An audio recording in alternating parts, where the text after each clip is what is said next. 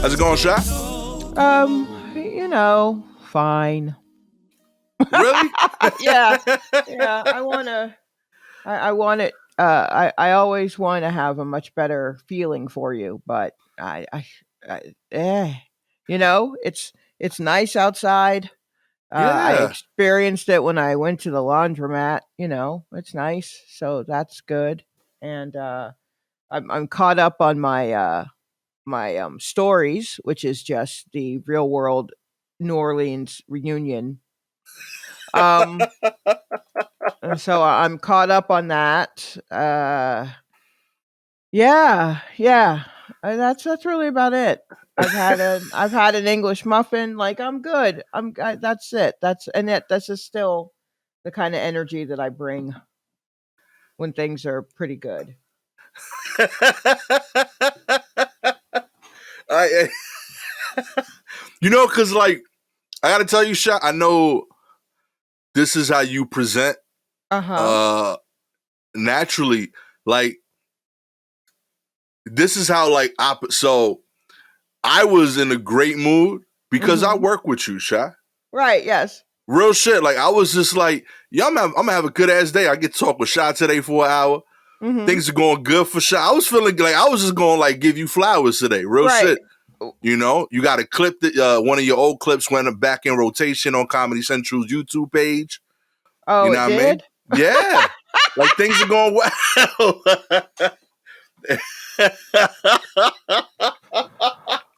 Oh, yeah. See, and I Yeah. don't and the thing is I don't want anyone to think that I'm bummed out. This is just literally um just kind of even keeled for me. I'm just kind of, yeah, no, I guess things are fine. I don't I mean, I also kind of believe like the more that I hype up that things are fine, the more likely something horrible will happen because I enjoy the moment and I cherish the moment, but I'm not gonna sit in the moment too much. But I'm not gonna be worried about what comes. So really, I'm just kind of in a purgatory like state a lot of times where, Okay. yeah, but it's not bad. It's just that's just the tone of my voice makes it Okay. sound like it's terrible, but it's fine. Everything's fine. I'm saying it a little bit. You know what I mean? Uh huh. Enjoy it a little bit. It's Yeah. popping. I was like, yo, my homie Shy everywhere. You've Oh, I done some had. TV spots. I've been like genuinely like happy for you. Like the last Oh. like some about like this last week. Like I became hyper aware that like oh Shaw's gotten a couple things lately. That's really dope. She's been Oh. dope. Well, thank you. I wasn't even aware. I should probably look at the Comedy Central YouTube site more often, but I just forgot. And I'm on Yeah. YouTube all the time, and I just totally forgot. Okay. Yeah. Do you know what I just watched on YouTube What'd you that I watch? think you should revisit? That I saw a tweet thread that someone they had tweeted it out like in 2020 perhaps, or maybe even earlier, and they just kind of retweet it as it comes up. But I guess just in the atmosphere, people were talking about uh Juvenile's song "Ha" Okay. and the video for it and how it's gorgeous. And I hadn't really seen it in years, many years, probably since it came out. And I honestly, when the song came out, I hated it. So, but that didn't stop me from watching a video. I'll watch any video. But so I was like, oh wow. Someone was like, this is just the best hip hop video I've ever seen. And so I was like, well, I haven't watched that in many years. Let's see what's up. And it is actually very gorgeous. And this person who tweeted it, he went through and did screenshots from the video, just, Yeah. and it's like fantastic photography. It's all really beautiful. I recommend revisiting it. Will Uh, do. yeah, I also had turned around on my opinion of the song. When it came out, I hated it. There was a guy who I don't even know if I was talking to him, but I guess maybe he was sniffing around. You know how it is when you're just trying to sniff around, like two dogs trying to see what's happening. Yeah. Um, and he really liked the song, but I also didn't really like that guy. Did I end up involved with him in some way? Of course, but uh, I was just like, I don't understand what's happening in this song. But a few years, like probably 10 years after that, I was like, actually, this is um a perfectly fine song. I see what he's doing, and it was fairly revolutionary for rap at the time. It was a lot more poetic than I had been thinking of it. So the song's more poetic and the video is gorgeous. So there you have it. Well, good. You got me, Genuine. You got me. Juvenile. That's it. See, I don't even keep them apart. that is a song combination I like to hear though. Juvenile featuring Genuine. That'd have been good. I mean, ultimately, that's what was the something slow dance? Slow, what was the slow motion for me? Slow motion. That's it. See, I don't pay attention to it. I don't pay attention to Juvie at all. That's where I went wrong. I tried to use his full name, and I prefer his nickname, Juvie. But yeah, and also there was a clip of Genuine going around on Twitter where he was at a festival recently singing Pony, and he looks insane. Like his hair on the top of his head is blonde, but on his chin is very thick and dark. And he had on a bootleg, he had some sort of shirt. I can't remember what the name brand is. Burberry, a bootleg Burberry shirt. And he was singing Pony, but it didn't look like him. And also he was trying to dance. And, Genuine really like doing body rolls and dancing and stuff, but he's an old man now. So like you could see he started the body roll in his head and then it just got caught in the stomach somewhere, but we didn't see where because there was this big shirt over it. And he's moving his face is like, yo, I'm killing him. And I'm like, nah, baby, that was like 25 years ago. You were killing it, but not now. I believe in Genuine. No, you need to see this clip. I don't not believe in Genuine, but I also watched this clip. It made me laugh a lot.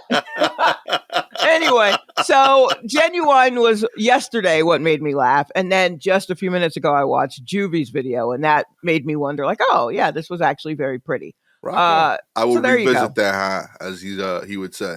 Yeah. I will check that out, huh?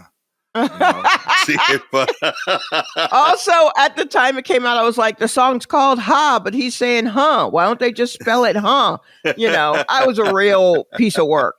Now, you weren't alone in that, but like, I'm surprised more so because, like, I mean, this is wrong, but as a New Yorker, I associate anything not New York as the South. So I would have just assumed your allyship to Juvenile initially. No, I get that now. Like, I see how different that is. Also, when you are in the South, that doesn't necessarily mean you like all the music that's coming out of the South. Also fair. It always takes me a few years to come around to a lot of the regional stuff. What's coming out of Atlanta now, I'm not necessarily always feeling. The only thing that came out of Atlanta like that I immediately was like, yes, was like Outkast and Dungeon Family stuff, but like I had to, oh boy, it was a struggle for me to come around on Lil Jon, on the Yin Yang Twins. I was like, what are these motherfuckers talking about? Like, I was just it took years and years, and then once you get into the South, there's still the region, so I could be in Atlanta and just be like, fuck them New Orleans dudes, but I wasn't one of those people, or was I? I think I was just like, I don't get any of this at all, really. And then I'd hear someone like, okay, well, I get that one. I don't go by region. I take it on a case by case basis. What's best for me. I rocked with Outkast right away because they did a performance on Showtime at the Apollo that I thought was phenomenal. I remember seeing that. But the South, I didn't get on board initially. I instantly felt like, oh, they're going to take this shit. Like, the radio is going to be fully South songs. And we lost. Like, I felt it right away. I was like, this is too catchy. Oh, really? Yeah. The second, like, because I was like, yo, like, I love rappity rap, but that's all we do up here. And, like we rappity rap. Yeah, there's no one dancing in any of these songs. And, like, I go to these clubs and, like, I can't be ice grilling girls on second dates. It just don't work, like you got to dance, and the South got that. But what got me on board with the South was the yelling songs. Like I love hooks as just chants. Like that Okay. I got into Little John right away. Like Oh, Little sure. John, I was fully on board with that. Just well, you just gonna yell one word? Okay. Yeah, I'm with it. Let's go. I'm in agreement right away. And then you would have like a one-off dude that like, you know, he would not succeed as a whole, but like they would have like a hit song. Like who was like Bone Crusher, Never Scared. Right, exactly. Like Yeah. that's a dope hook to just yell. I feel like there was a dude that like the whole song was like nah. Like the whole hook was just repeating nah. Like Drama. No, because Drama was like who was like, left, right, left. Oh, was that? Oh, who was that? Oh, that guy. Who was that? That wasn't Pastor Troy, was it? It might be. No, that was Drama. That was Drama. Oh, yeah. Just Drama. I'm thinking Drama. Every time you say Drama, I think of DJ Drama because, you know, Atlanta. So he was there too. DJ Drama was, but he was over here, whereas Just Drama was on another side. It was, you know, it was a lot of dramas. And also in the South, if you wanted to not be like anyone else in the South, you liked Northern shit. So you like the New York shit. You like the backpack stuff because there wasn't much backpack coming out of, you know. So that was an alternative to almost all of it. So that's where I would go, is more backpacky type stuff. But even that was all lyrical, miracle, all, you know, all that kind of shit. And that's still me today. Like I still love like rap. Like I love bars, but like when I pick up like my nephew, he's 5. I can't play that. Like it's just like white noise to that kid. But if I put on like one of the hooks, it's just like I was playing. There is a backpackety song that did fit. One of the members of there's a group that performed with the Fugees that were also from Jersey, the Outsiders. Okay. They were super niche, really dope group. And they had a song by their lead member that was called The Rah Rah. And the hook was just ha, everybody. And it's just him like yelling 3 random syllables. So like just songs like that is just fun as hell to sing. I could see where that would be a big hit. I don't think I've heard that, but I could see where people would respond to that. Oh man, it gave me hope because it was like a Northeast version of that type of song. Right. And the rest of the song was very much rap. But yeah, like I enjoy those songs because they're like cathartic, and I feel like they're the most purest version of music that like old people dig it, a 2-year-old digs it. Like something about it is just like, yeah, it's the right energy. Like they're the only songs that I played and like my mom was like, oh, that's cute. And also, like, my nephew would jam to it, you know? I can't imagine playing a Lil Jon song for a parent and them going, that's cute.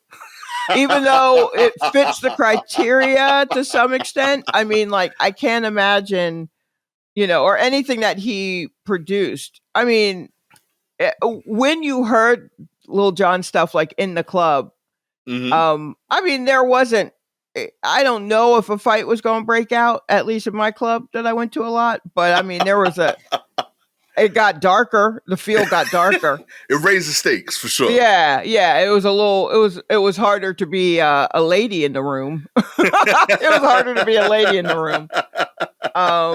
Which is why Crime Mob and Knuck If You Buck, then it was like, oh, there is definitely going to be a fight, and that woman is going to start it. Like, yes. You can identify, oh, okay, these are the women that will start the fight here. Cool. Amen. Cool.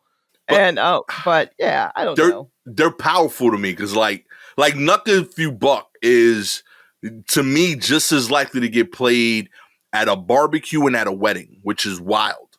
Yeah. You know? But I think that's only possible because of those choruses. Like it's such a like simple thing that's repeatable that everyone's like, yeah, I'm on board with this. I've knucked if I bucked before. Yeah, sure, You right. can do it. And like I little can do it. I kids, it's could do it any place. aspirational. Yeah. Right, right. I think it's beautiful. That's kind of how I feel about Get Low, even though that shouldn't be played either of those places. It absolutely could be, and it's because the musical line, just the bum bum bum, like that whole beginning, da da da da da da. You can just start dancing to it, and you don't know why, and you're not even paying attention, and you're just kind of like not even thinking, just like, yeah, till the sweat drips down my balls, while you're like checking your phone. You're just saying the words, and they're just in you. So you're having fun, and then you're not thinking, and then at some point you're like, what am I saying? And it's great. It's fantastic.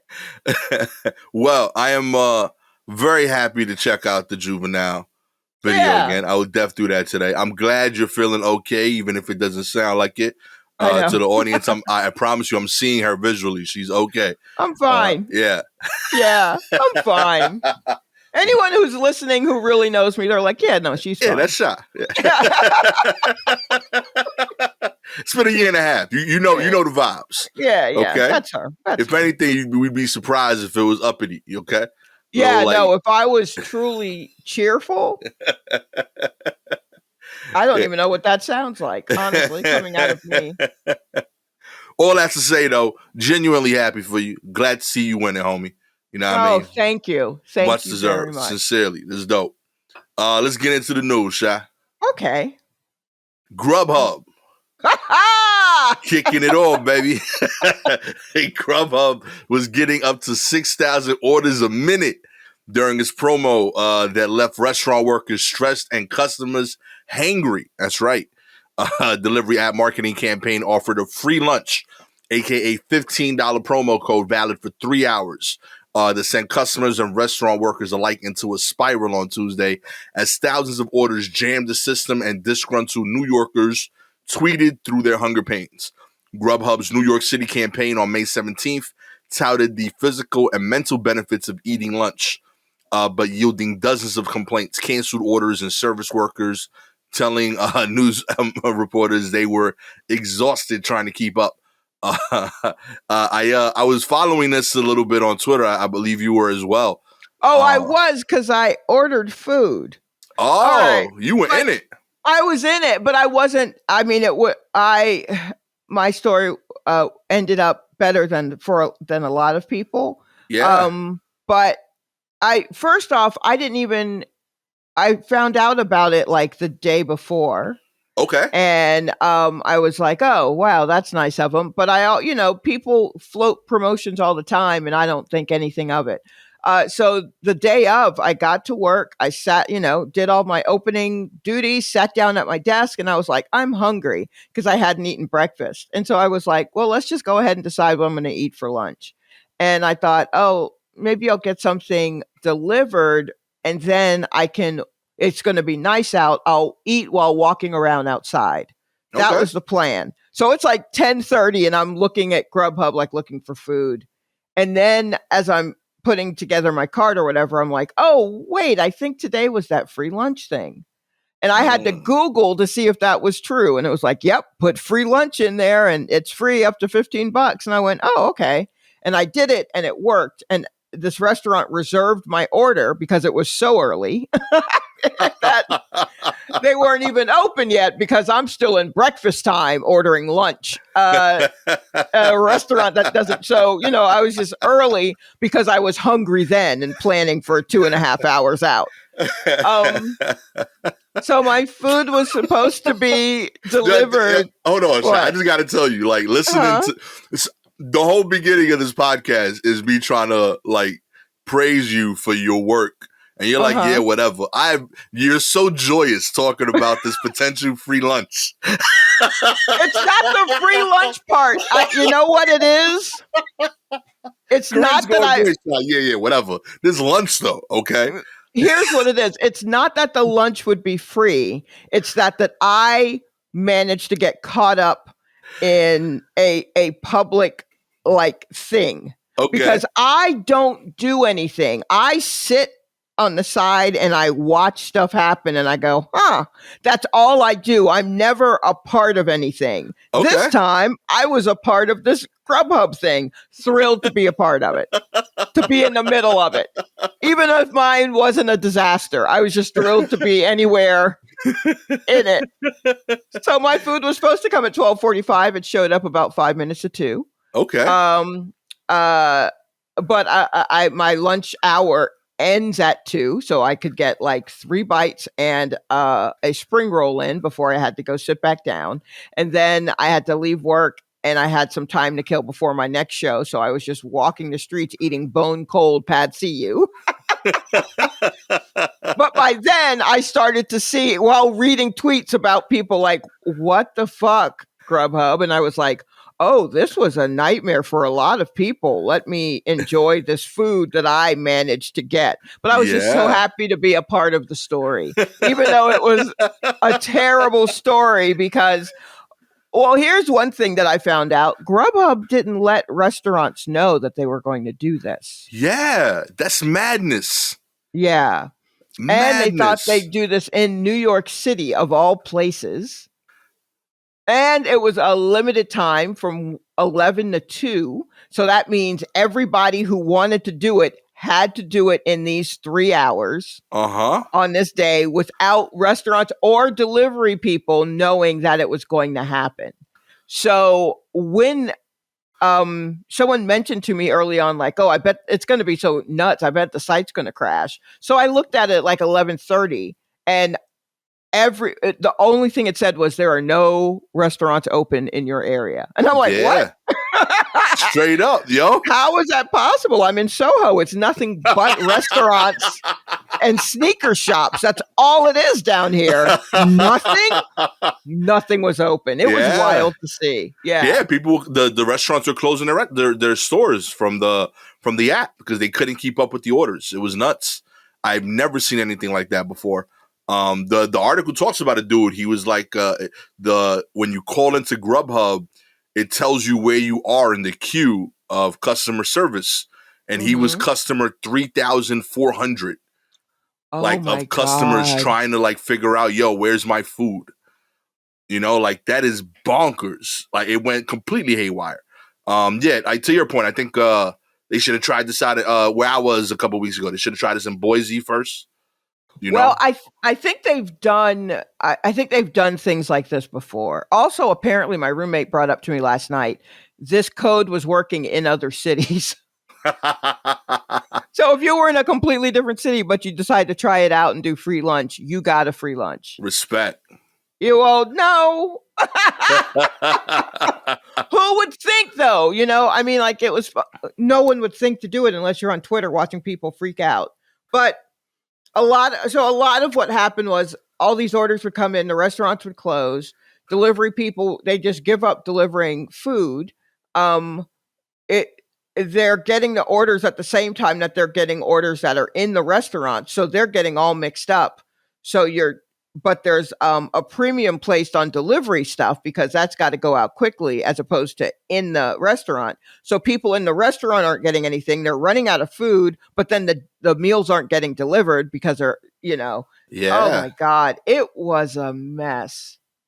I saw only one GrubHub guy on a bike all yesterday afternoon, and he was hauling ass.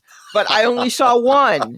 I never saw my delivery dude. I was just like, this poor guy, I hope he's not the only person servicing this area.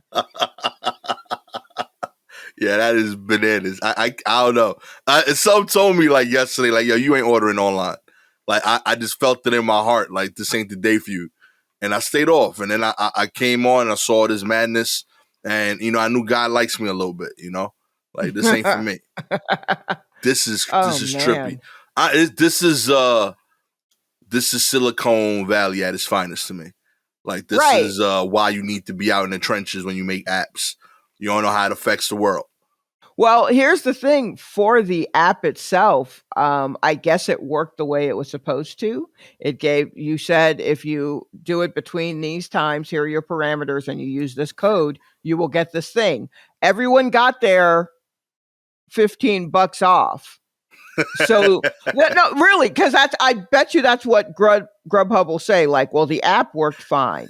Like, it was the restaurants who dropped the ball. Well, you didn't tell them that it was happening. Seriously. So yeah, so the restaurants were the ones that would have to close. And what would happen is also, I think this is what happened to my roommate yesterday. He put in the free lunch thing, and then as it got to where he had to hit it to complete it, it said, we are taking this code, we're taking this special out. So actually you don't get 50. Like, the app finally like turned off the free lunch thing at a certain point. Okay. So like they made it available, and then it got too much, and they're like, oh, it's not available anymore. Like, they were doing whatever they could. Yeah, just stop using it.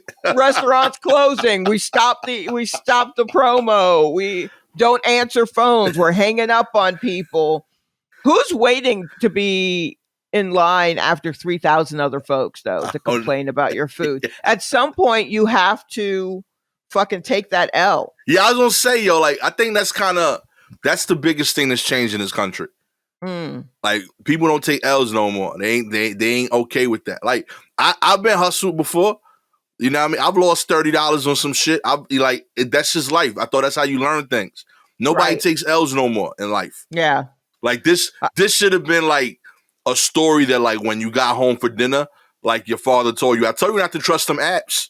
Like, and that should have been the end of it. You know what I mean? Yeah, I just never, I'm like, those are all just robots. It's never occurred to me to like call and complain to GrubHub about something like that, you know? Because I mean, I guess if they, took your money, I don't know. I guess I would just write it in one of their little text boxes and be like, I mean, I hope, but maybe this is not. Also, I mean, if it were me, that means I'd be out $8 because that's what I ended up paying over the 15. And if I didn't get whatever food it was for $8, I've spent more than $8 on absolute bullshit. Right. I can eat that. I absolutely can eat that. I've gotten through the customer service once on one of those apps, and they were so forgiving that it made me realize they don't care about the restaurant, and I felt bad that I even made the call. I ordered 2 milkshakes, one for me and Gabby. We wanted milkshakes, and it didn't meet the minimum, so we added an order of fries and onion rings.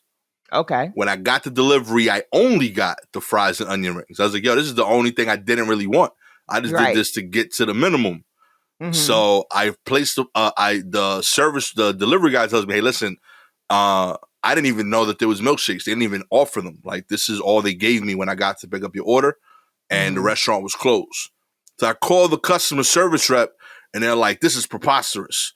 We're, that is completely out of line. What did you need those milkshakes for? And I'm like, I was like, I ordered it because my wife had a rough day at work. I wanted to get a milkshakes.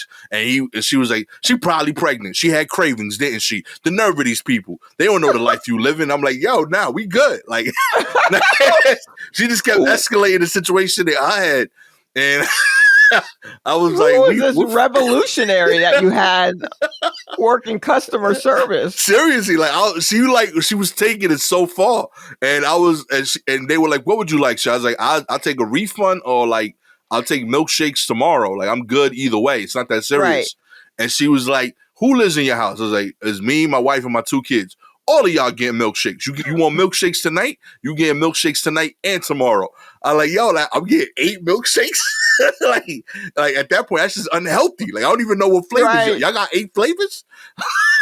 I don't even think. I think that person didn't work for anybody. I think. Yeah, I was bugging out. I was like, yo, this lady is out of control. You got too much power. I never wanted to call again. I was like, yeah, you gonna put this poor restaurant out of business because they made a mistake once. Right. Like, they go send me $100 in milkshakes because you messed up the budget. You know what I mean? I don't know what the break even point is for a Tuesday, but I'm sure $100 in milkshakes given out is gonna throw that off. Yeah, absolutely. But yeah, man, I don't know. I don't be trusting those people, but good luck to all 3,600 of y'all that was on hold.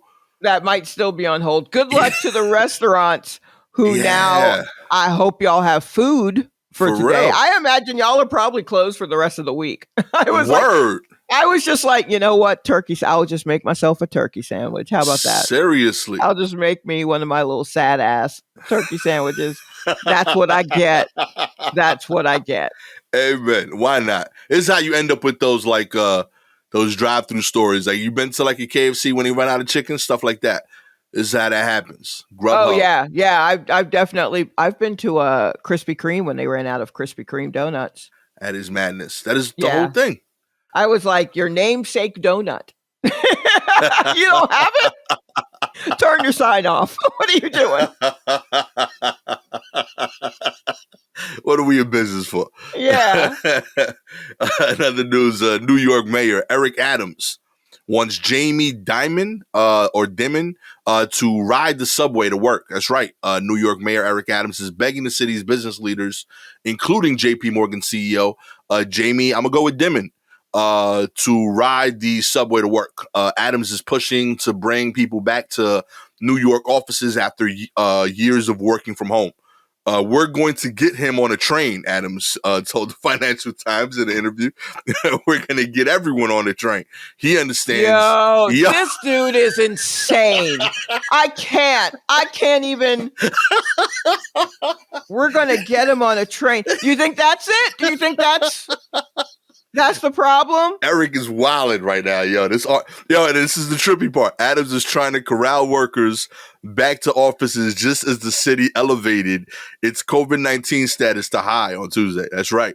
That means the city is experiencing high community spread, resulting in substantial pressure on the city's healthcare system, according to health departments. That has no issues whatsoever with Eric Adams' push for this train situation. Yo, we're telling our corporate leaders, hey, get on the train, Adams said in the interview. We need to advertise that New York is back. Let me tell you something, Mr. Adams. I truly don't care if the financial leaders are on the train. That's not what gets me. That's not what's going to convince me that New York is back in action. True. Like, I don't care how powerful JP Morgan is. Is it more powerful than a virus that's killing people? I'm going to say no. I'm going to say no. Like, we've been through a lot. It's been 2 years. And our brains have been rewired in such a way. And we are struggling to meet these ideals and goals that are, frankly, outdated before this came about. And we're trying our best. I'm talking as an office employee who's going into an office 3 times a week.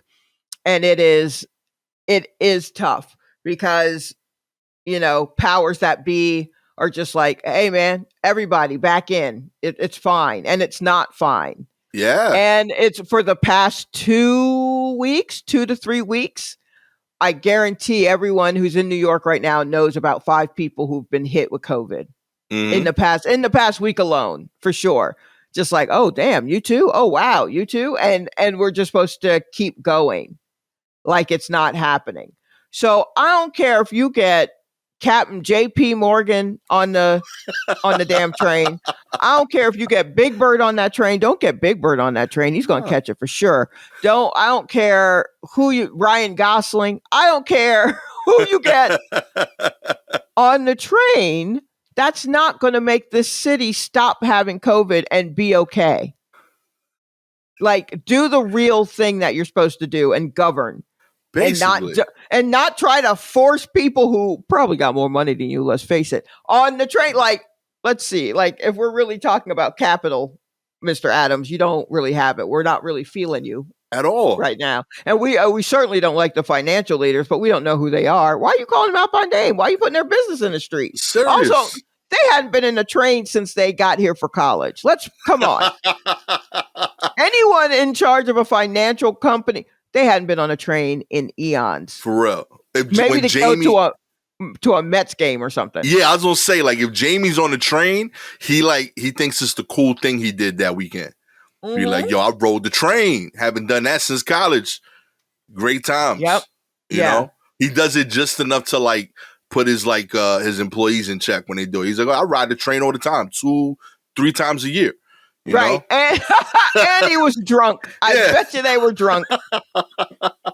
Oh my God, Eric. Oh man, you a wild boy. And for reference, by the way, for those of you not in New York, roughly 40% of workers in New York City are currently in the office on a weekday, according to a recent survey. The survey also found that remote work is here to stay, with nearly 80% of employers instituting a hybrid office remote model. Oh boy! Come on, Eric. Cut it out, Eric. You a wild boy. Are you taking the train when you go into all these damn parties? Let me tell you something. I called him, Eric, where the Bacardi at? Girls is on the way. Like, where the party at? Girls is on the way. Where the Bacardi at? Adams. Because yo, let me find out Eric Adams is a city girl. Yo, real talk. Yo, low key, Eric Adams is a city girl, yo. He's at every function. Yo. Except the ones he's supposed to be at. He's at every function. I saw a picture of him with a woman. They're dancing, and I think they're trying to dance like a merengue or something, right? Right. And he doesn't know what he's doing. So she is like doing the thing where he's supposed to be leading, like the arms are up as if he's leading, but she's actually the one maneuvering because she's the one who knows how to do the dance. So like that kind of quiet, like she's actually in charge, but it has to look like he's in charge type thing that every woman knows what I'm talking about, whether you dance it or not. So she's doing that and she's kind of trying to do, and he's acting like, yeah, I know how to do this. I'm in these streets hard. I know how to salsa. And so she does a thing where she starts to kind of twist and go down low, and then he goes down lower. Oh my God. And I'm like, that's not what you're supposed to like spin her. I was like, oh, you're just trying to show that you can drop it low. Get the fuck out of here. Like, hey, I ain't too old. Look, I get down to the ground too. No one's looking for that from you. I don't look for a mayor that can drop it low.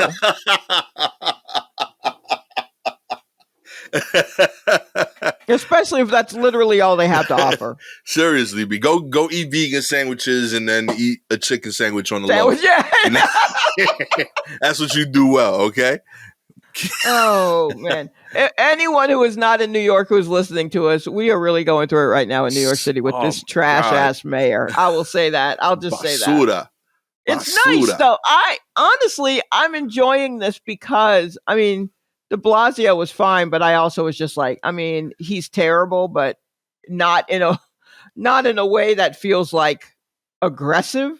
Right. But Eric Adams feels terrible in an aggressive way. And I remember being a young child and my parents complaining about Ed Koch with such, like, hating that man. And it's just nice to be a grown-up and be in New York and have my own mayor that I'm like, fuck you. Like, it's nice. It's nice. Oh, it's a full circle moment. It's a full circle moment. We've made it. Yeah. Oh, man, that's the weirdest graduation ever. I know. Apple delays plan to have employees return to offices 3 days a week.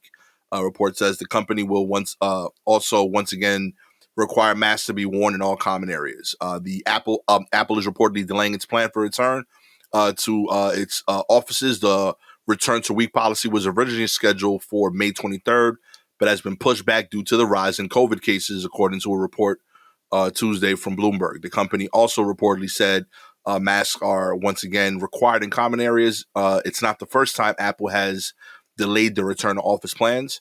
A proposed 3-day in-office schedule was revealed to employees last June, slated to begin later in 2021. It was eventually delayed to January, then February, then again to the target date, which was set for this week in May. And now, less than a week before the return to office plans was to go into effect, it has been delayed once again. A new time frame for commencing a 3-day work week hasn't been made public. I feel y'all's pain. Yo, Apple, that's literally what we did in my office. straight They up. kept delaying it, and then delayed it one more time, and it was like less than a week. And I was just like, I mean, I don't know what's happening. What's going Yo. on? But like, real talk, yo, kudos to them.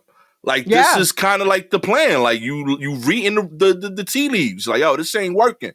This ain't the time for it. We got the bread to keep it moving the way we doing it as is. And when it's time, we'll do that. But right now ain't it. Every time we get close, we'll take another measurement. And if it's cool, cool. But if people still getting sick, stay the hell home. You literally made all the devices that we talking on. You know what I mean? Like, you are the reason we could work from home. If y'all give up, we done. All right. If anything, y'all should only work from home as proof that it's still possible and that we need your products. I mean, it's just, I think what can be annoying about it is there's all this talk usually from people in charge who are just like, we have to come back in there. That's the only way work is going to get done. And, we don't come up with the ideas organically like we do when we run into our coworkers in the hallway and we have an exchange of ideas and all this other shit that's not true. And actually you can get your work done if you are broad-minded enough to let people kind of set their schedule and they can be more productive at the times that work for them and all that kind of stuff. It can happen. But so what happens is you get months and months of just like, no, we have to be in. And then it's like, you know what? Actually, let's push it back.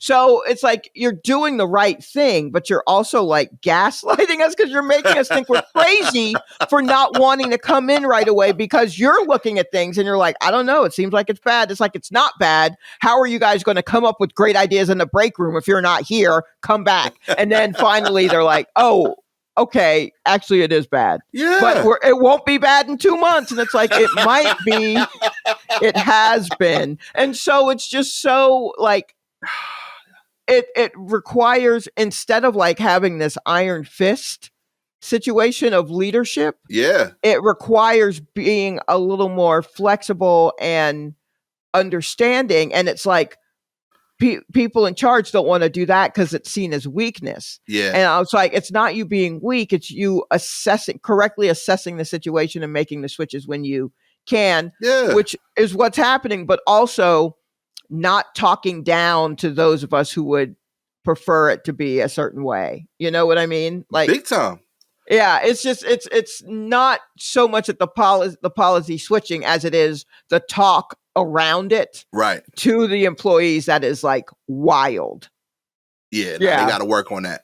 I'm being like full transparency. Like I love working in person with people. I think there's a huge advantage to that for people like me, not for everyone. I also remember getting brilliant ideas only in email from people that would attend the meeting and stand in the corner and did not feel comfortable in that environment. And I thought those were equally valuable.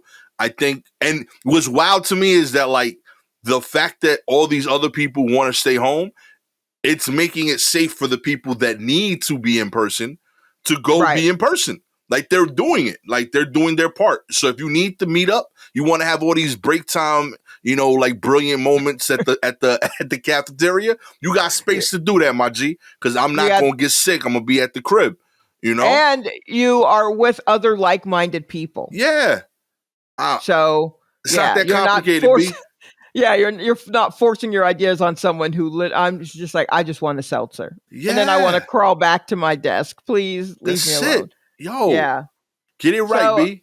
I mean, I guess good for Apple. I hope that this works out for you as well as any of this has worked out for any of us at any point. We're just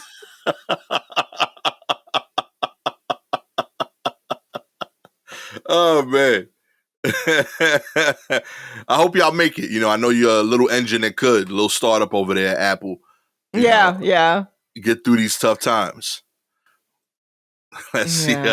On the brighter side of things, Spain approves plan to become the first European country to introduce a paid menstrual leave.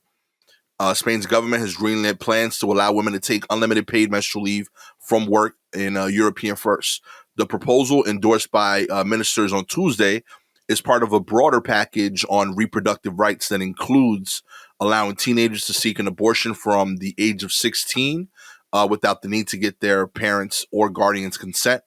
The government has agreed on the draft law, which will still need to be passed by Spain's parliament, a legislative process that could take several months. Spain's government spokeswoman, Isabella Rodriguez, said the proposal represented a new step forward for women, a new step forward for democracy. Okay. This is wild that you found this topic, because I read this website called askamanager.org. Okay. Oh my God. That is the scariest shit ever, but okay. No. It's like an advice column site for people who work in offices and, managers, entry level, college people trying to get, like, it's just for anyone who works, basically. And they need some advice about something that happens in their office. Okay.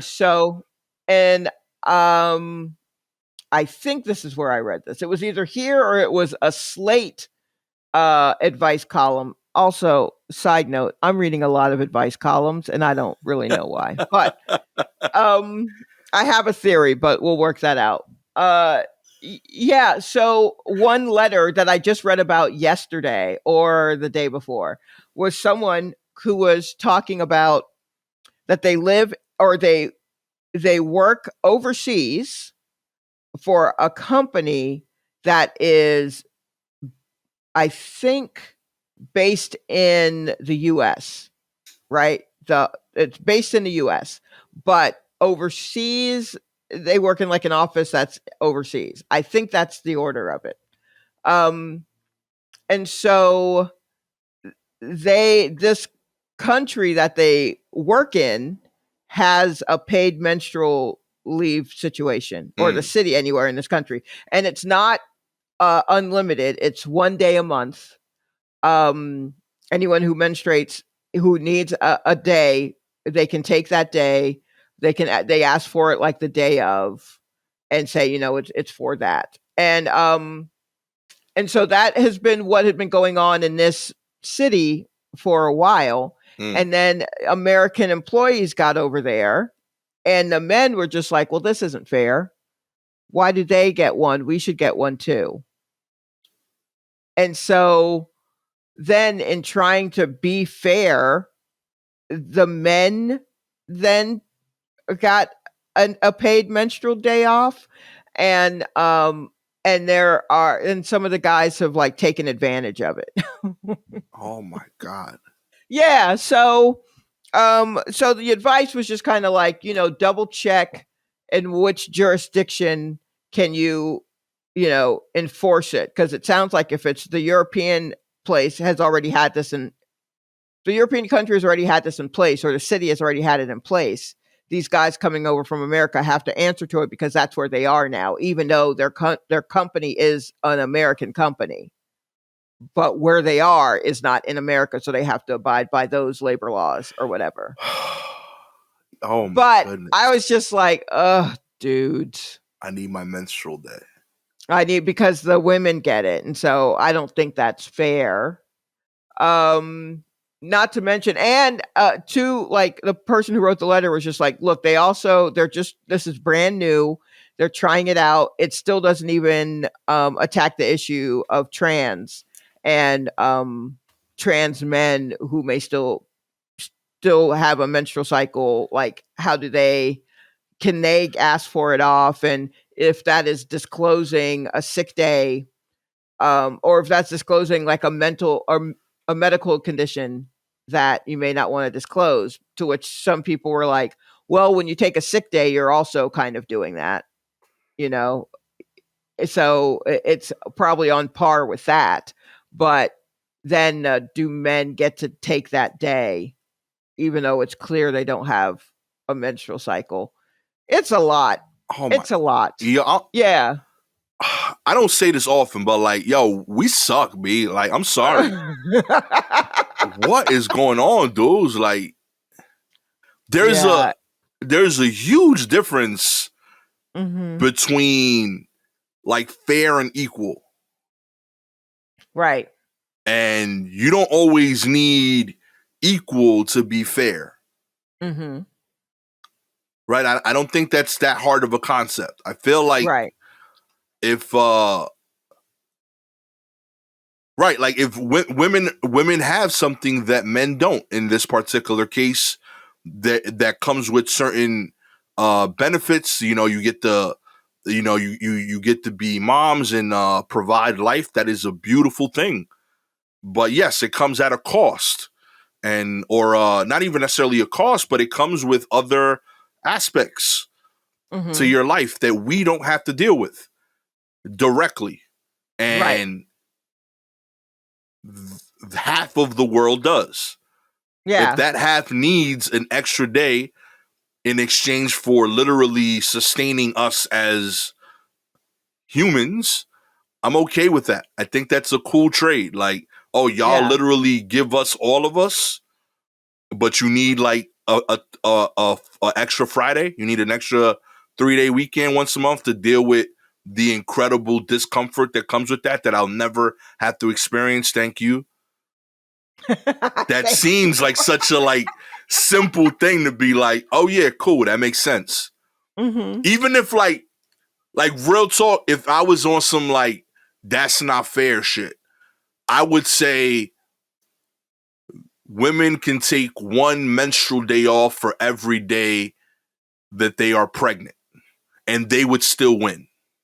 Because I promise you that adds up to more than one day a month over the course of their career. Mm-hmm. Let them rock. But I mean, but what about white history? I mean, I see you have a Black History Month, but what about a White History Month? You know, it's like it feels like that. That's what Yeah. the argument feels like. It feels a little bit like Like, I that. know my wording's wrong, but like my heart's in the right place. But like, I'm blown away that that's a thing. Like, you don't need everything someone else is getting, Right. you know, just Yeah. because they're getting it. They need that. And Right. they are able Exactly. to provide equally at work if we can work around that one thing that they need. You don't need that thing. If you need something else, bring it up. We'll talk about that. Mm-hmm. But you don't need every benefit they're getting, because they're not getting it as a benefit. They're getting it as a need. Right. It's a necessity. Yeah, it's a necessity. You're getting is you go like smoke cigars an extra day a month. Right. You know, that's trippy. That's not fair. Yeah. And then to say that's not wild. fair. My Yeah. God. Oh. That's why. So it's wild that I read that and was just like, huh, that's interesting. I didn't even know that was a possibility of getting, you know, like a menstrual leave or whatever. So for you to even find this story is kind of wild. I'm like, oh, so this is the way forward. Yeah. Clearly, this is the way forward. Yeah. So, huh. Go figure. Well, yeah. So then I guess what I read is just kind of a peek as to how that would go if that was brought up in America, which is not well. Wow. Which I think we know. I think we knew We that. knew that, but man, we trash, yo. Like, as Yeah. America, as dudes, yo, we got a long way to go, man. It's trippy. Yeah. Shout outs to Spain in this one situation. Y'all are killing it. Keep doing what y'all doing. Very progressive. The women would be allowed to take as much time as they need. There was like a leaked out proposal that was saying it would be like 3 to 5 days, but it's actually unlimited, and it would be paid back by the government, I believe. They would just have to submit a note from their doctor. That way the job isn't responsible either as well. So it works out well. Oh, okay. All right. Boom, boom. I mean, I still feel kind of weird about having to get a doctor's note. I know. I hear but you. I was hoping it would be like the weed doctors in LA. Like, it would just be like, oh yeah, oh, sure. just like, oh, I'm a menstrual leave doctor. Yeah. Where I just sign my name. I just tag stamp them it on a shits. bunch of Meet them dudes letterhead. on Zoom. Hell yeah. Yeah. Yeah, actually, that's a cottage industry. Y'all might want to look into that, Spain. That's not a bad idea, because I don't know if sometimes talking to a doctor isn't great when they also don't understand what you go through. Word up. There's been so much talk lately about women's reproductive organs and what their bodies do, and it's been wild to be on Twitter and see how men don't know how periods work. that tickles me every time, So, I mean, but it also makes me worried because I'm like, oh shit, I'm attracted to these idiots. That's a bummer. My thing is like, listen, I'm okay with not knowing. I'm not okay with not knowing and making rules. Like, right. That's what I'm saying. Like, I don't know the shit either, but I'm not dictating. Like, Gabby tells me, yo, I'm feeling this way. What do you need? Because I don't know. I don't understand it, but I'm not going to sit here and tell you now we ain't getting you whatever you think is going to make you comfortable, even though I don't understand the thing making you uncomfortable. That's madness to me. That's so crazy. I'm blown away by that whole concept. Like, I feel like, listen, continue, all the men in the world continue to be ignorant about how it works, sincerely, but don't dictate the convo. Right. That's all I'm saying. Like, if you want to dictate the convo, I mean, start getting periods, do the research, get in the trenches. You know what I mean? I don't know how you do that. I'm just saying, if you're not willing to do trenches. that, yeah. If you ain't willing to do it, you know what I mean? And don't be talking on behalf of women. Don't make laws on behalf of women. Let them do what they need to do. They're literally half of us. We've gone pretty far with them being half of the team. Okay? Mm-hmm. So if they need something, they're going to tell you how it is, $1. All right? And don't tell me now there's going to be some lady that takes advantage of it. I'm sure. Just like there's some dude that takes advantage of whatever loophole there is. The majority as a group will tell you the truth. Right. Oh boy, I'm frustrated with that. That like irks me. Yeah. It was just wild that within the past 3 days I've hit upon this topic twice. Hey. So clearly, if it happens a third time, then it's a New York Times, style piece or something. So. In other news, a judge signs off on steps troubled baby formula manufacturer must take to restart their closed plant. Federal judges signed off on a legally binding agreement between the United States FDA and the baby formula manufacturer Abbott Nutrition, the company at the heart of the nationwide formula recall. The 33-page agreement lays out steps the manufacturer must take to restart production at its manufacturing plants in Sturgis, MI. I never remember what the state that is. Missouri? MI in Michigan? Michigan. There you go.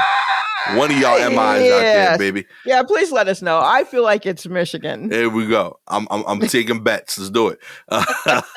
Once Abbott has I don't remember that really good bit by what's homeboy Gary Goldman. Gary Goldman. Yeah, that he answers this very thing. But yeah, it's very funny. But yes. Once Abbott has completed the to-do list, to the FDA's satisfaction, the company says it would take about 2 weeks to resume production of baby formula at the facility. There are a number of steps to be taken once the plant can restart, including restarting equipment, test runs, and multiple tests and checks on ingredients, said Abbott spokesperson Jonathan Hamilton. The agreement requires Abbott to clean and sanitize its facilities and all the equipment in it. The manufacturer must also hire an independent third-party expert to review the process. And for reference, after the production lines are running again, Abbott said it would take a minimum of 6 to 8 weeks for new cans of formula to be delivered to stores. Okay, so let me get this straight. It will take 2 weeks to resume production of baby formula at the facility. Yep. And in those 2 weeks, what they have to do is clean everything and make sure nothing is bad. And then after that 2 weeks, they will start producing it. Yep. And it can take a minimum of 6 to 8 weeks for new cans of formula to be delivered to stores. Yep. So say it takes 6 weeks for them to get it to the stores, plus the 2 weeks just to get everything cleaned out. So we're still looking at or it could be 8 weeks and then 2 weeks. So we're looking at 3 months.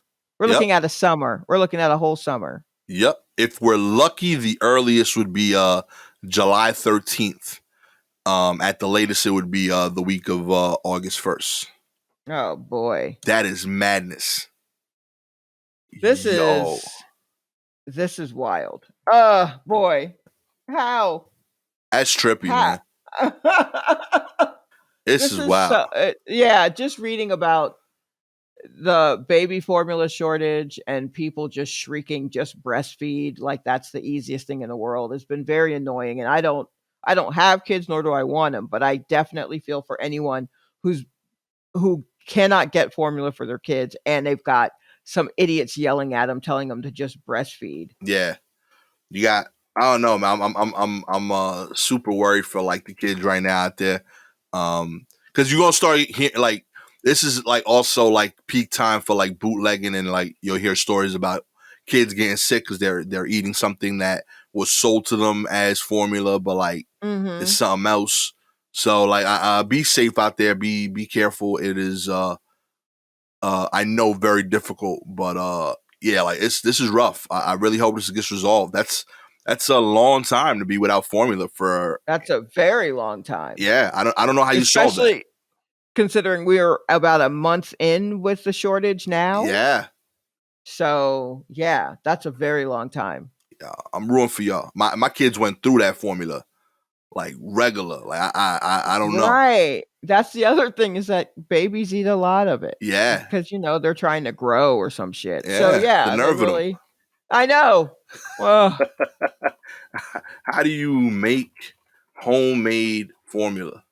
oh, well, condensed milk and right, you've heard about that, right? No, Back in the no. day, that's what people just made whatever formula was, and usually it was condensed milk and something else. Okay. But folks are like, maybe let's not go back into that. But yeah, in the 50s or whatever, for homemade baby formula. Let's see what Google has for me. Right. Um, aren't good ways to do it. Making homemade is not a good idea. The FDA warns against making homemade formula. Questions people also ask: how do you make baby formula? Yo, real talk. Like cause I know like I'm having bad ideas like in with good intention. Right. Like I was like, all right, so I could put like some like optimum whey protein powder, Yeah. Oh, okay. some creatine. Yeah, here's what they used to use evaporated milk actually. Okay. But everything I'm reading right now is just like don't do it, but also people asking like how do I do it with this? Right. You have to at some point. You got to feed the kid. Yeah, so evaporated milk is usually what was used Okay. for unsweetened. Yeah. So I don't, like yikes. Serious. Oh, what was baby formula in the 50s? It was made with cow's milk, wheat flour, malt flour, and potassium bicarbonate. Oh shit. Jesus. Yo, babies were super powered back then. You know what? I only found out a few years ago that you can't just give babies water right away. Yeah, I know you gotta use that like special water. You gotta buy that water from the corner store that comes with like babies printed on it. Straight up. Oh yeah. Wait. Okay, I'm just laughing at the packaging and how you described that. That's but how I knew I'm sure it. there is a baby water. Yeah, it had like a little baby face on it, and they're like, "Oh, this is the one that's good." Yeah, I didn't know. I just assumed it's a human, so you got to give it water. And it wasn't until I was certainly in my late 30s, early 40s before someone's like, "Yeah, you can't just give babies water." Yeah. And I'm like, "See, that's why I didn't have one." I was getting all that shit wrong. I was confused as hell. The doctor gave me false reassurance. She was like, "There's no stupid questions," and then she banned me from asking questions after my first question. What was the first question? I asked, "Why is my daughter pooping? Like, why is she taking shits when she doesn't eat?" I thought that was a fair question because she was only drinking. I was like, "Yo, she's only having formula and breast milk, so there should be no solids." So why am I getting solid as an out? I thought it would only be pee. And what did the doctor say? She said you can't ask questions anymore. Like, that's what happened. Like she looked at my wife like, is he serious right now? And I'm like, yeah, hell yeah, he's serious because you gave him permission to be. You know, had to go home and Google that shit my damn self. But yeah, wow. I didn't know. That makes sense to me. You know, if I'm drinking Gatorade all day, I don't expect to take shits. Okay, all they was having is liquid. Right. You know, so why is there solids coming out, and a lot of solid for that matter? You know, I was cleaning up poop all day. Right. So I was like, yo, maybe like a one-off, you know, like it ain't like, you know, maybe they're like baby milk intolerant. Like there's some people that's lactate intolerant, you know, I don't know what it is. But like, yo, she take like 6-7 shits a day. That's about the, you know, like 1 or 2 per bottle. Right. You know? Yeah. So you are applying adult logic to a baby. It's the only references I had, Sha. Okay. Yeah. Okay. I was just trying to ask the questions that I didn't understand. You know, and I was mad, Sha, because yo, like I had that question in my heart for like weeks, and I didn't feel comfortable asking my wife. You know, then the doctor, she saw me like kind of being cagey in the in the room, and she's like, "You got questions?" I was like, "I do. I got plenty of questions, but I need at least this answer because it don't make sense to me. Why am I wasting all this diaper money when there's only liquid going in? You know, I'm big on the diaper budget, but I thought I was gonna have like 2-3 months before it even kicked in. You know, I thought it was gonna be straight up just liquid. You know, it was gonna be easy. Right, just hold her over the sink. That's it. You know what I mean? When you at home, where you know, throw on a t-shirt on your wear long sleeves, and you good. Yeah. Well, I don't know, man. I feel like it's a valid question, but I guess I can't say that I wouldn't also ask the same, but I mean, that would be in my defense. I would have also just had a child, so I would have been a little bit out of my mind, perhaps. But I think I get it. Oh my God! Listen, it happens. Okay, that's all I know. But good luck to all the parents out there. Sincerely, it is tough enough as is, I'm sure. And we'll be reporting on that as it goes. Netflix is laying off 150 people and cutting dozens from its too dumb fan site. Rock on. Yeah. Well, okay. So I have a lot to say about this. Yeah. Netflix is laying off around 150 employees, as well as dozens of contractors following a disappointing earnings report, citing slowing revenue growth. A source familiar with the situation said the cuts include at least 26 contractors working on the company's fan focus to Doom website, which serves as a supplement to Netflix content. Prior to its recent rounds of layoffs, Netflix cut around 25 marketing roles, including close to a dozen who worked on the To Doom show. The 26 workers laid off today were informed of the move in a mass email, which Netflix spokesperson Erica Mason Hall said was sent by the contracting company. Okay, so first of all, the To Doom website was like Netflix was trying to do their own site where people could come and read articles about their Netflix produced television shows. Okay. So all the shows that are Netflix exclusives, they wanted to have like a one site where people could go and discuss it or read articles about behind the scenes stuff and, you know, get the scuttlebutt on these Netflix shows and movies. Okay. To Doom, which is spelled Tudum, is the sound that the N makes when the thing starts up and it goes to-doom. Yeah. That's what they were thinking with that word. Gotcha. So that's what that is. Secondly, I'm looking at this at where they laid off people, because I also just read today about the layoffs. Yeah. And the areas where they let people go were all of the To Doom workers who lost their jobs were contractors, not Netflix employees. Okay, sure. They were all people who worked. Netflix for a while there, a few years ago, had a couple of spin-offs, like entities. I don't know why they had them for like Black movies and Latinx things and like, I don't know, they just had different sections for them. So like for Black movies, they had like a thing called Strong Black Lead. Okay, I remember that. Yeah, and so they had like podcasts, maybe. They had a couple of like podcast things where they talked to different actors. And they would, on the they would chime in on Black issues on Twitter. And I was just like, I don't understand why you're doing this. It's not like you're making a separate BET, but for Netflix kind of thing. I don't, you know what I mean? I didn't see where they were doing anything that was so separate that it needed to be pointed out, unless it was just like, here's our way of letting you know the stuff that we already have on the channel, or that I don't know. It felt kind of weird, but I was like, all right, whatever. We know some people who did some work on it. And they did the same thing. I think it was called, what was it called?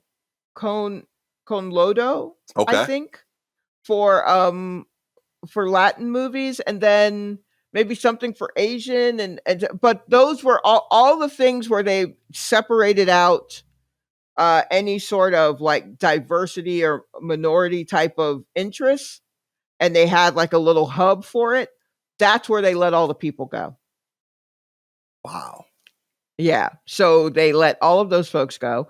And then there was, if I read this correctly, I believe there was a memo, an internal memo that went out that said, hey, you may not like everything that's on our network, but you should be willing to be okay with how people should be free to say whatever, the whole freedom of speech thing, blah, blah, blah, blah. And if, you have a hard time with some of the stuff on that we decide to show on Netflix, maybe you need to find another job. Wow. Yeah. So they talking big for a company that has lost a bunch of subscribers. Yo. But they also, it has to come down. Like, it was shooting up so high for so fast, and the pandemic helped them, but it also was like, it made people who weren't normally on Netflix like, oh, I can't go anywhere, let me try Netflix, right? Right. But now people are going places, or they're done with it, or they're just like, this isn't for me, and they're leaving. And now Netflix is like, what are we going to do? And it's like, the idea that a business can only be growth and can't bounce back from people, like they can't settle as there's a drop off. Right. Is wild to me. It can't only be growth. That means we'd have to be churning out all kinds of people in order, and then give, like, every child would get a Netflix password. Like, every one of them gets an account at birth. Like, it's not going to work. There's a cap on how many people need a Netflix account. Right. And I feel like we got there. Yeah. You should be proud of that. Like, you did it. Yeah. Good on you. Now stop. Yeah. You made There are it. plenty of people out here who are still paying for Netflix and barely watching it. And that would be me. I'd pay for Netflix for many, many, many years. Like, the reason I got Netflix is so they could mail DVDs to my house. So, like, I've been getting Netflix since, like 2007, 2008, some shit like that. Yeah. 2006 even. But like, there were many years where I just forgot to turn it on. You know what I mean? Where I just never watched anything on it. And so y'all got my money for free. At some point, someone smarter than me is going to go, hey, I've been giving you money for free and I don't like anything on you. I'm out. And a lot of people are going to be like that. And you maybe should have figured that in. That's it. But you're not going to, are you? No, of course not. You know what I found out recently, actually, that they still do the DVDs? Yeah, they do. Yeah, I didn't know that. I thought that like got done. No, they still do them because I constantly look for movies on Netflix and they're like, yeah, no, we don't have that on the site, but we may have it in DVD. But I changed my account, but I used to have an account like when they started streaming where I could do both. But now I think to do that, it's probably like $35, $40 a month at this point. For real. You can pay for a cell phone now. Yeah, I know. I'll just order the DVD, I guess, and own it. You wildin'. All right, I'm going to buy it on Amazon and send it back, Netflix. Okay? That's my DVD plan.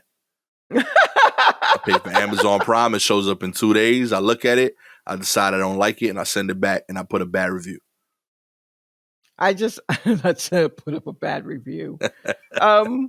Yeah, it's just a shame. It's just a shame that that is what is that is how it broke down. When you look at who's been let go from Netflix, and it's all the people who were working on their diversity jams that they came up with like 3 to 4 years ago. Damn shame. Y'all got work to do over there. You know what I mean? Yeah, they got a lot of work to do. But I mean, I think the person who really pushed for those things is not with the company, and the guy who is in charge is so enamored with a particular comedian that he doesn't care. And I think we know what comedian that is. Word up. It's wild because like I love that a comedian is getting work. I hate that everything else about me is not being given work. Like I know. I know. Oh man, go figure. I don't know what the roof for. Finally, Virginia mom is suing school over a CRT curriculum because her biracial son says it totally changed his perspective on race. Yeah, that's right. Virginia mom is suing her 13-year-old's middle school over their critical race theory curriculum after she noticed a drastic change in the perspective and behavior of her biracial son. Melissa Riley, a single mom from Charlottesville area, told Jesse Walters Prime Time on Monday that her son, whose father is African American, never thought of himself as different from his peers until the Albemarle School District introduced an anti-racism policy. It was then that he began developing racial issues, she said. We didn't have issues before he was in 8th grade. He's seeing himself just as a black man. He's seeing things that don't go his way as racism, and he is finding safety in numbers now. Riley said that her son began accusing her and others of racism as a way of shirking his responsibilities. I asked him to clean the house. He said racism. You were... Oh my God, I'm struggling so much. You are kidding, right? Or are you serious? No, I'm serious, responded Riley to the host. They have totally changed his perspective. They have put him in a box. Riley said her son is using it as an excuse because they have told him that that's how people see him as a black man, that the world is against, and he sees it as a negative now. When she confronted the school about the negative effects the program is having on her son by emphasizing the racial conflict and division, Riley says she was told her son could be a black spokesperson for the black community in the school. When I told them I didn't think that would be appropriate, they told me that if he was uncomfortable with the conversations, he and other children of color could go to a safe place during those conversations. And she said, and that's segregation. I can't with this one. Oh my God.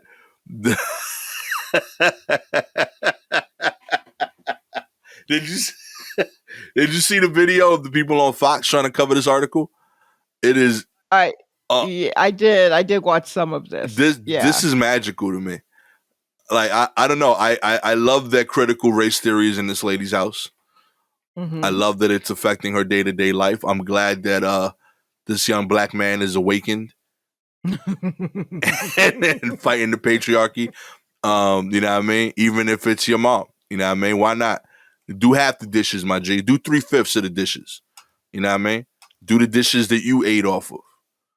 You know? I mean, I'm guessing they probably have a dishwasher. Just put them in a dishwasher. That's it. You know what I mean? I just feel like put them in a dishwasher. If you grow up with a dishwasher and you can use it, just go on and use it. Just load that stuff poorly, put the soap in, let it run. Like, yeah, you know, that's going to happen. Nah, fight the power, B. Here's the thing.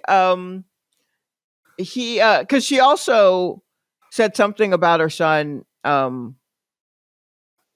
where she was just like, you know, this used to not be a problem. Or she said something alluding to the fact that he was just a very cute young man. He looked Hawaiian. Oh my God. Which is just like, lady. Yeah. But so I don't know. I mean, if the fear is that he's going to become too aware of his blackness, and we're going to get on a stand and say that this school made him aware of blackness, and now he's using that as an excuse for everything. And you don't want your child to be aware of blackness, wouldn't the next logical question be, were you aware of the blackness of his father? Right. I mean, what did you and I know I asked this and I know that there's no real way to answer it, like, seriously, but what did you think was going to happen? What did you think was going to happen? Did you think he was going to just be a white child because you don't know how to? You think you're going to raise a Hawaiian kid? You don't think there are issues in that alone? Like, just saying that? Did you think he was just going to be black on his own time, but not with you? Or yeah, the half of the time he's not with me, he could be black then. He could be black then, but with me, none of that black stuff, Sonny. He could be black on the weekends with his dad. You know? What did you think was going to happen? Also, like, the reason that he can identify as black is because he is black. He is at least half black. But also, if he was less than that, there's that thing called the 1 drop rule, where if you have 1 drop of black blood in you, you're considered black. And the white folks are the one that came up with that shit. So really, this is your beef is with your ancestors who came up with this shit, ma'am. Yeah. I was going to say, the critical race theory he's learning is about y'all. Everything about him should have been obvious in pictures, and you was somehow denying it with this Hawaiian thing. Yeah. Okay. I mean, like, oh boy. I hope this kid is okay. For real. Because she's suing on the kid's behalf. It's like she and her son are suing the school system. Does the son want that to happen? It doesn't sound like it. At all. It doesn't sound like it. And that's going to be a what? Ma'am. Listen. Ma'am. You can't have it. You can't have it both ways. Like you ever think when, like, articles like this come out, there's, like, a therapist in that area just, like rubbing their hands together? Like, I can't wait to talk to this kid in 10 years. It's going to be a great book I write. I don't know, because if it's a young boy, the therapist is probably like, I'll never see that kid because it's a dude. But it's so, if you're not prepared to have these conversations with your half black son, then maybe you're put in a position, you've put yourself in a position that you should not be in. Yeah. Which happens a lot. There are a lot of biracial situations. There are a lot of, where one half is not ready to talk about what the other half was or is. Straight up. Or what that means in their life. And if you can't do that, ma'am, I don't know, but suing the school ain't it. Real talk. Because it looks like the school might be able to do the thing that you're unable to do. Yo, so all of their answers was like perfect. I was with everything the school was doing about this. So yeah. Oh wow, this lady. I'm all about it. And then to go on television, just like, the school system broke my son. Well, it sounds like his back wasn't too strong to begin with. He got that from you, okay? Yeah. So I don't know. Listen, I'm glad that this young man's awakened. Okay, fight the power. Yeah. I hope you getting some seasoned food from this lady. Oh no, there's not happening at all. Also, if he didn't, he's 13. Lucky that, stuff like this. 13 is a rough age in general. Yeah. Yeah. So it was going to be something. If it wasn't about his blackness, it was going to be something. Yeah. So there's that. Admittedly, this is not something he's going to outgrow. He will continue to be black. Yeah. Absolutely. You would have had to face this maybe a few years down the line when he starts dating somebody. Mm-hmm. What did you think was going to happen then? What did you think was going to happen is really my main question. Seriously. Lady. How did you see this playing out? I just kept thinking about like his hair, like. Oh, his hair is a mess. You know, like 100%. I was like, oh, this poor kid. She probably just makes him cut it short, maybe. Yeah, it's the only way it works. He's got to be getting Caesars. I guess so, but even then, he's not getting lined up. You think at all? I don't know. God, I really hope, or it's just curly and she's letting it grow. I don't know. This poor young man. This poor kid. Lord, somebody step in and be an auntie to this young man. Seriously. Please. If you would like to start a GoFundMe to send this kid to a barbershop of his choosing, all you got to do is like subscribe to the show, baby. Okay? Yeah, it has to be a barbershop where the title includes the word cuts, but with a Z. Amen. Okay. And it's got and lineup. Yeah, a lineup is on the list of like services. Yeah, like it's separate. You can just come in just for the lineup. Just for the lineup. That's what we want. Amen. That's what we want. All you gotta do is like, subscribe to the show, baby. If you are an Apple or Spotify listener, we appreciate you. And all your ratings, they genuinely do help. 4 stars. You don't think this guy needs a lineup. You don't understand what that does to a man's confidence, a black man's confidence. Okay? That's probably a white man's confidence. I've seen some white dudes get a lineup. Changes everything, baby. Yeah, it changes all of it. Real talk. More you should consider getting lineups, okay? Matter of fact, I'm pretty sure everyone that listens to this podcast has had a lineup once, okay? I'm going to just put that out there. That's why our listeners are so dope, you know? Everybody in the troops, line up friendly, okay? Yep. Amen. Let's do it. 5 stars. You understand the power of lineups. You got a lineup right now. I'm getting one right after this podcast. I need one desperately. If you have any articles you'd like to cover, please share them with us on Twitter and Instagram at Silky Jumbo or at Gastor Almonte. Shout out to the homie Peter Bishop for sharing one this week. Much appreciated. With all that said, I am the soon to be lined up Gastor Almonte. With the equally soon to be lined up Shalewa Sharpe. I don't know. I may be nappy for a while, but just know in my heart, I know what I need. This has been a razor sharp edition of the War Report. Catch y'all next time with a 2 and a 1.5 on the sides. Peace.